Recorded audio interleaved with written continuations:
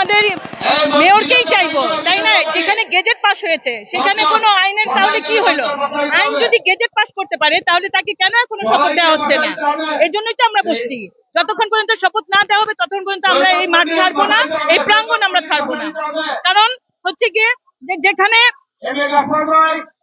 সরকারের যদি আইন সঠিক থাকে তাইলে অবশ্যই আমাদের মেয়র সঠিক আছে, সেজন্য আমাদের দাবি পূরণ করতে হবে।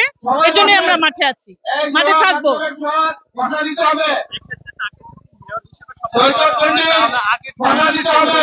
লঙ্ঘন হবে আসলে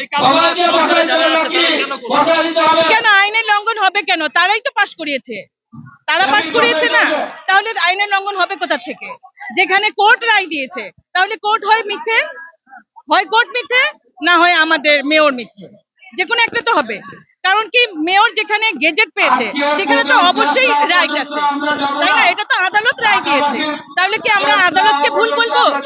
তাহলে আদালত ভুল, না হয় উপদেষ্টা মন্ডলীরা ভুল।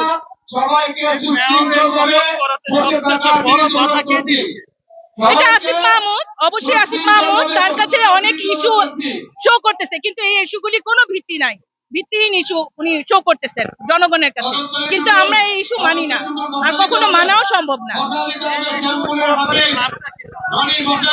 তার চেয়ারে বসে থাকবে সে, কারণ তার চেয়ারটা তো নড়ে যাবে, তাই না? যদি আমাদের ইঞ্জিনিয়ার ইশরাক সাহেব আসেন তাহলে তো সে থাকতে পারতেছে না, তার চেয়ার শক্ত হচ্ছে, এর জন্যই সে এরকম করতেছে।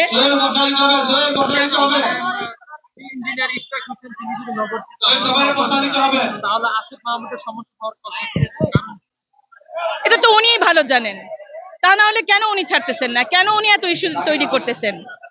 যেখানে গেজেট হয়ে গেছে সেখানে তো ইস্যুর কোনো প্রশ্নই আসে না, উনি নতুন নতুন করে ইস্যু সৃষ্টি করতেছেন, তাই না? ইস্যু কেন সৃষ্টি করতেন? নিশ্চয়ই ওনার কোনো ই আছে, স্বার্থ আছে, স্বার্থ না থাকলে উনি কেন এমন করতেছেন? আর যেখানে নাকি উপদেষ্টা আছেন, যে আমাদের প্রধান উপদেষ্টা, উনিও তো এটা নজরদারি করতেছেন না। উনি যদি আজকে নজরদারি করতেন তাহলে তো আজকে এই অবস্থায় আমরা থাকতাম না। এই যে জনগণের কষ্ট হচ্ছে, এটা কি কষ্ট না? আমরা জনগণটা কষ্ট করতেছি না? এই যে রাস্তা বন্ধ আছে, কেন আছে? আমরা তো একটা সুন্দর নগর চাচ্ছি, তাই না?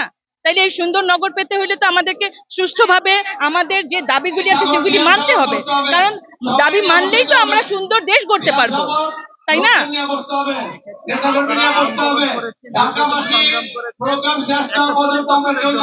জি জি জি। সেক্ষেত্রে এখনো যদি আপনারা এই আইনের অপপ্রয়োগ আপনারা দেখতে পাচ্ছেন এবং যে জটিলতাগুলো কার কাছে যাবে? আইনের কাছেই তো যাওয়া উচিত, তাই না?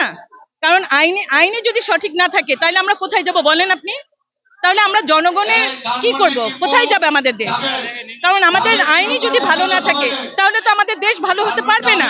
যেখানে আইনের সুষ্ঠু পরিকল্পনা নাই, সুষ্ঠু বিচার নাই, সেখানে তো আইনে মানে দেশই আমাদের অচল। আমরা যতদিন আমাদের দাবি না মানা হবে ততদিন আমাদের এই প্রচেষ্টা চলতেই থাকবে, আমরা মাঠ ছাড়বো না যতদিন আমাদের দাবি না পূরণ হচ্ছে।